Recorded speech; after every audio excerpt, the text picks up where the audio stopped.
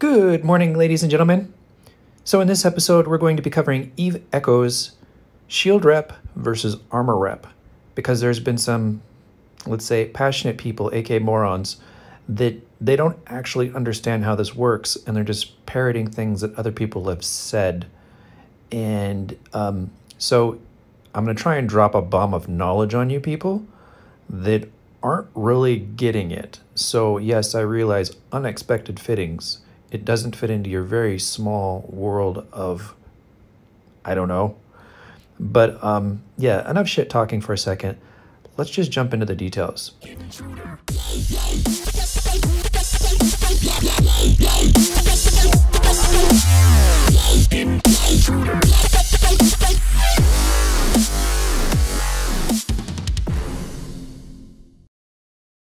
So you have an Omen, and most ships, they have a defense strength. You know, their inherent, is it strong in armor or shields or maybe hull? I don't know if there's anything that's hull strength, but whatever. So you'll see that in this case, my shields are 3459 and my armor is 4686. Now, this is a quote-unquote armor repping ship, and they call it that because the armor has higher hit points than the shield.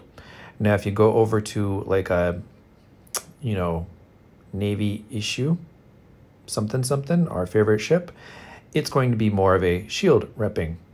And so here's the deal. It doesn't make any difference which one has more hit points. Seriously.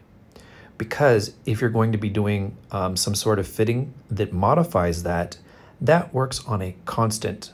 It doesn't work on a percentage. So you're not going to be adding a percentage of shield every different cycle. You're going to be adding a constant. So let's look at both that will actually fit on here and which one to use, and kind of discuss things point by point. So in this case, I have a shield booster on, and I'm going to swap it out here in a second. I just did this for the video.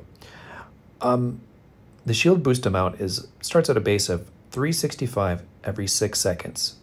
So that is effectively a constant amount of 60 shield boosted every second. Okay? You know, 365 divided by 6. You get it. Simple math here. Okay, now let's put on the armor rep. Assuming we can find it. I think it's this one. Please let it be this one. It's this one. Okay. And let's look at the numbers for this. 471 every 9 seconds. The numbers do change. And when you do the math, it comes out to 52 point something, blah, blah, blah. Right? So that constant number, 52, is lower, in fact, than the 63 that you would get. However, let's go over some important differences and why you may want to use one or not, just kind of depending on your situation. Not because the defense default is one is higher than the other. Use your head. Let's walk through this. Sorry if I'm a little bit condescending. I'm just really trying to prove the point here. So this video is meant for people who can accept facts and people who think they know everything. You guys can figure it out which one is which. Sorry, I digress. Okay. Power grid for the armor rep, 100 megawatt. Activation cost, 134. That's every 9 seconds. So every 9 seconds, it's going to hit that activation cost. Power grid is a one-time thing. Okay, there's that. Now let's look at the shield. Where'd it go? Here we go. Let's look at the shield, and we're going to see that the activation cost is 164 every 6 seconds. And the power grid requirement is 55. So we've got a trade-off here. Armor repping, more power grid. But if you're trying to be like cap stable, it's going to be a little bit more forgiving. It's going to require less cap for your armor rep. This is going to require more, but it requires less power grid. It's a trade-off. And you have to look at what your fittings are and see which one are you more short on. Okay, these are both mediums. And so obviously, you can go to something that does less shield repair or less armor repair, of course. However, again, that's a constant.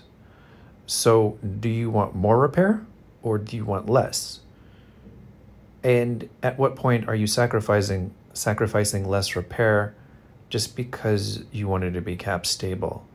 So you could actually get more repair and be cap stable is the point of why I roll with armor repping, and like almost any situation where I feel capacity is going to be a thing, it's a problem. So when you're doing your fittings, keep this in mind. Don't listen to people who say this is an armor repping ship or a shield repping ship. As soon as they say that, pretty much you can discredit what they're talking about, because at best they're parroting knowledge that they've had handed down on them from generations on EVE Online. And I could be wrong. EVE Online could be different than EVE Echoes. I've never played it. I don't really give two about it. However, so EVE Echoes, this is how it is. This is fact. That's it. It's an unexpected fitting, but those are the trade-offs. Now, here's another thing to consider about shield repping versus armor repping. Shield repping is a little bit more noob friendly. It is. So what happens is they have to go through your shields, and then they have to go through your armor, and then they have to go through your hull. And so with shields, after they're out, you have a little bit more grace period in there before you're going to get nuked. So if you had to escape, or I don't know, whatever it is that your plan B was, it's giving you a little bit more buffer there. So that's the first thing. The second thing is if it does go through your shields and it does start to hit your armor or your hull, when you go back to the station to dock, you're going to end up having to pay a repair cost. Probably not too terribly expensive, but there is going to be some cost involved. So shield repping could, in theory, lead to some cost. Armor repping, on the other hand, is a little bit more, I'd call it advanced gameplay focused, because your shields are going to go. Just kind of assume that in an average battle, the shields are going to go, and you're only going to be left with basically armor and hull. And the reason that some people may consider not wanting to armor rep on a ship with low armor is because that padding in there, it's going to be less. You probably don't want to do this on something where it's razor thin, but in most cases on the battle cruisers, or on the cruisers that I've been working with, it's not a problem. It's just it's okay. You want to increase the maximum amount of repair per second possible, because that's really the bottom line. Most repair per second. And as long as you're not a noob and you can hang with understanding, oh, wait, I'm going down at this much rate, and kind of ballpark guess on the fly in a battle, how much, you've got, you're working with, okay. So the other thing with shield repping is that it uses more capacity. So that means for a long duration, a very long battle, you're potentially going to run out of battery. So if you know all of your battles are going to be short and sweet, it's probably not an issue. But again, take this into consideration. If you think you might be in a battle where it's going to go outside of your capacity, you're going to basically run down, consider it. These are the more of the variables to talk about. It's not just do A or do B. There are different circumstances, and depending on your gameplay and your, what you feel comfortable with and your ship. So, it's a lot of different variables. And outside of talking shit, I did want to try and go over this in a little bit more in depth, of covering each point of why you might want to do A or B, instead of saying, no, do this. So I have a strong preference for armor repping, but it fits my gameplay style. I'm comfortable with taking a little bit more risk. I would rather have, less capacity burden. It gives me flexibility to do other things with fittings. So this is kind of my philosophy for that. Your philosophy may be different, but don't make that decision based on solely on, the defense. That's just nonsense.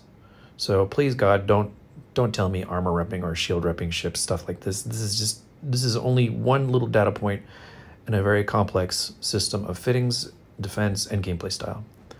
So hopefully this helped clarify, and I hope new players that actually see this video will basically take this as the truth and don't blanket listen to other people just because they parrot things that may or may not be true in another similar game. So anyway, love you guys, and yeah, hopefully you enjoyed this. I won't cover Eve Echoes very often, but when I cover it, I'll try and do my best to give you the most accurate information that I can. So, all right, love you. Bye-bye for now.